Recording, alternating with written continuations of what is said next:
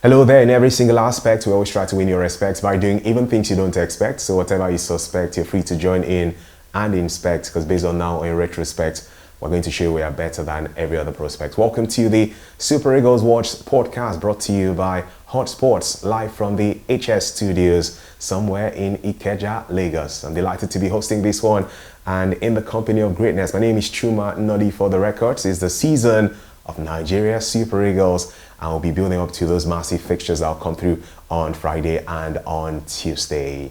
Well, I have this man who has won multiple awards as the best on-air personality when it comes to sports presentation on radio.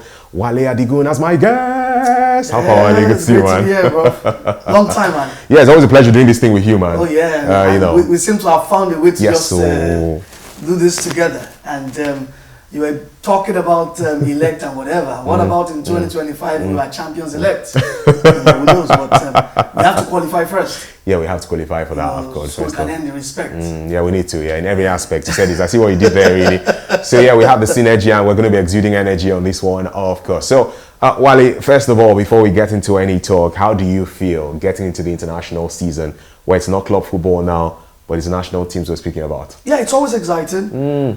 Some feel it's boring because, I mean, this is the second international break of the football season. Yeah. And it's coming like 4 weeks after you are enjoying United. You know, the misery at United, you're enjoying Arsenal. You had to do that. Yeah, but when it's time for international football, you know about the Super Eagles. And the last international break was good. I mean, we beat Benin Republic. You know, got a decent result against I think it was South Africa as well. Yeah. Well, you remember South Africa had the temerity to hold us to join that World Cup qualifier. Yeah, and then Rwanda, Benin Republic, AFCON. Exactly. And we're coming from a place where the World Cup qualifiers we didn't do well. So we seem to be in a good place right now. Everybody's happy.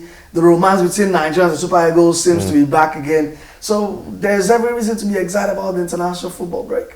I love the excitement around your voice, but something is making me think that you may be downcast after I say the next thing I'm about to say, because those games against Rwanda and Benin Republic, like you mentioned, we beat Benin Republic by 3-0. Rwanda, I draw 4 points, we top our group. In the victory against Benin Republic, one superstar who's currently the best player in Africa scored one of the goals for us and helped out as he's the guy who may take over from him, scored 2 goals for us as well as the best player in Africa. I mean, Victor Osimhen.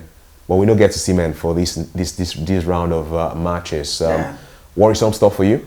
No, I don't think it's worrisome. Okay. Yeah. I know it's Nigeria's talisman, but we've been in this situation time and again. Between 91 and 94, our goal scoring was actually Ekini. But I mean, we had Samson Siasia and Dana Makachi, you know, and anytime they came through, you know, they always banged in the goal. So I'm not worried. Adebola Lookman looked like one guy that can always come through for us. We saw that in the last qualifiers. There seems to be a chemistry going up to Lookman and Boniface as well, you know, which I like. So, but you know what Osimhen brings to the table. He brings determination. He runs the channels. He brings a lot of effectiveness, and I mean, he chases, he runs. The opposition is scared of Osimhen. That's the truth. So we're going to miss that, but that would be an excuse not to be able to beat the Mediterranean Knights of Libya.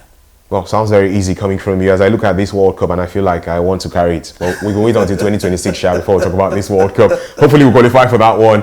His absence in the World Cup qualifiers was felt, as the case is. You know, we didn't score too many goals. We scored 1 against Benin Republic, lost 2-1 to Benin Republic. We scored 1 against South Africa, played out a 1-1 draw against our side. Osimhen was not around for those games in the month of June. Is there any Super Eagles without a Victor Osimhen as to successes for our national team these days, my friend? It's a very tricky question. Yeah, it's a trap you've set for me. Because I also remember that we went to the AFCON in Cote d'Ivoire, and Victor Osimhen barely hit the back of the net. I think he only scored just 1 goal once, and we got to the final.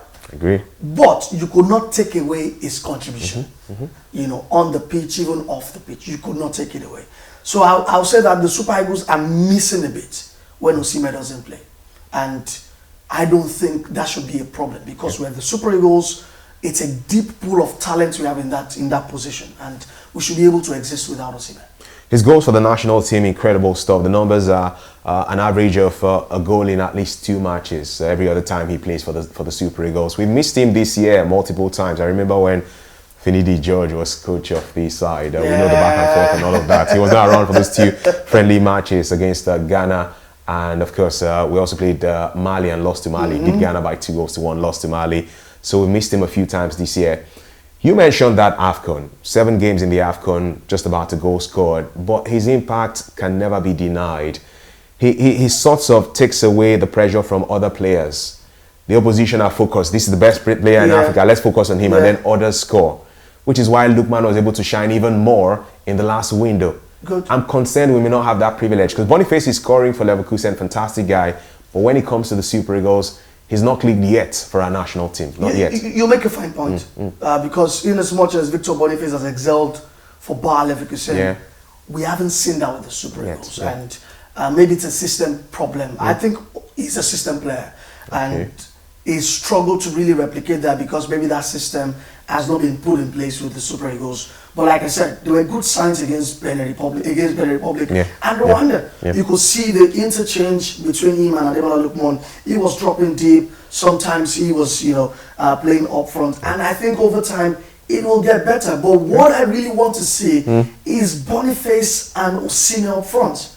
I think that there is a lot of potential in that partnership. And imagine having Ademola Lookman running rings, behind them, having the free roll. That makes us very fearsome going forward. But injuries, fitness are not allowed. I mean, there's a reason why Osimhen is the second joint top scorer in the history of the Super Eagles. I think it's level with so like 27 goals or so at this stage. There's a reason. So it's just behind the almighty Rashidi Yekini, and it is because over time he has always been consistent, for us. Unfortunately, he has to take the back seat to recover from his injury that he sustained, while playing for Galatasaray. And that's what we have him for the big one. And the big one is next year. The World Cup is very crucial, although it brings the question, which one is important? Is it qualify for the World Cup or qualify for the AFCON? Well, I would take the World Cup actually, more so because we did not qualify for the last one in Qatar. Gave me the feeling of a guy who was sick.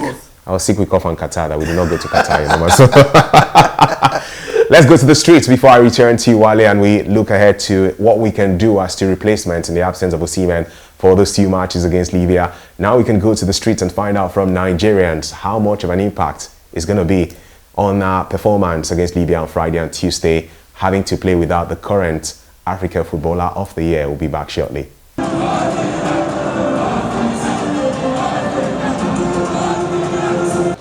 Hello football fans, my name is Uche, and today I'm on the street of Lagos to take reactions from several Nigerians ahead of the game with Libya. Nigeria's hitman Victor Osimhen won't be featuring for the Super Eagles when they take on Libya. Do you think his absence will be a great miss for Nigeria on Friday and Monday? Wow, lovely.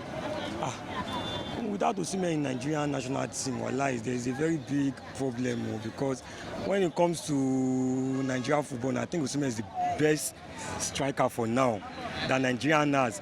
Not that Nigerian has, it's just the best striker because the impact Osimhen used to put in Nigerian football, especially the Super Eagles, wow, it's very, very lovely, I won't lie.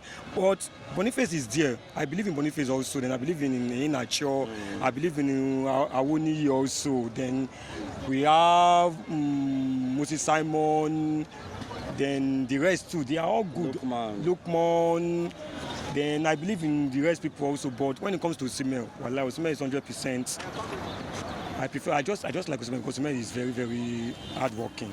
Nigeria will be without Victor Osimhen, our hitman, for several years when we play Libya on Friday. What do you think will be what do you think will be the impact of without Osimhen on Friday? I know Osimhen is a good player. I know that, but because I know it well from Ojota here. Because I don't take for Ojota here, I know well. But the thing where I know Osimhen is a good player, and I love him. Yeah, personally for me, I will always give my best for the team to win. I do not care if I score or I don't score. Of course, when I get my chances, I want to bury them. All right, the guys got me smiling there with their thoughts, really, and a few of them got me thinking as well, too. But for Victor himself, it's the reality of the fact that he will not be around every single time. He's a human being, or isn't he? But even in his absence, he has teammates who can also rise to the occasion and shine for our national team. Well, one good thing about national team football or international football, as we love to call it, is the fact that you want to take advantage of the disorderliness in the camp of your rivals. And that seems to be the reality right now for the Libyan team, who've had to change manager.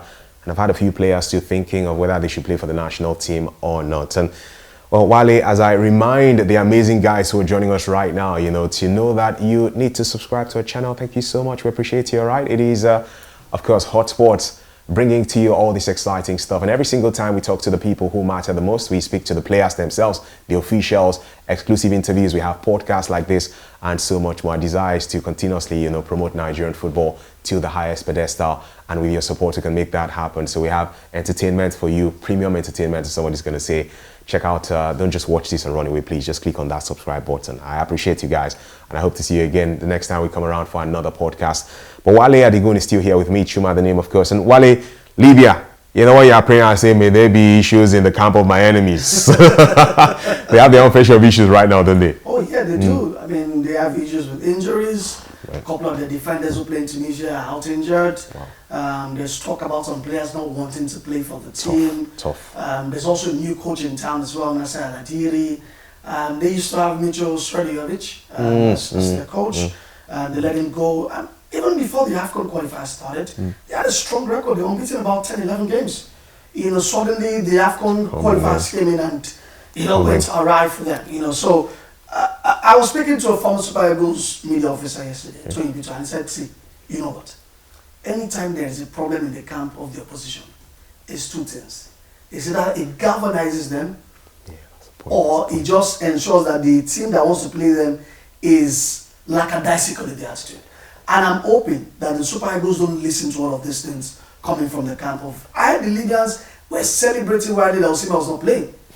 You know, I was celebrating that Olisanda was not, around for this game. So I hope that we can just forget all of this and focus, because when you're hearing all of these things from the camp of the opposition, there's a tendency that you want to be a bit lax in your preparation levels. I'm hoping go in there, do the job, home and away, win these two games, get your qualification, and start preparing for the tournament itself, even while in 2024. So that's what I'm hoping, that the Super Eagles can play by Austin, Cerezo Gavon can forget all Nasser Al-Adiri and the Libyan media is saying, do the job over 2 legs and let's get qualification sealed up. Advice noted, guys. Certainly they have to take that advice. Last 5 matches for them or so, just one victory. Their latest match was against Benin Republic, and they lost by 2-1. So, you know, if football were to be mathematics, it would be like Nigeria beat Benin, Benin beat Libya, so Nigeria will beat Libya. But football doesn't work like that. So that's been the Super Eagles Watch podcast, brought to you by Hot Sports, live from the HS Studios in Ikeja, Lagos. Chuma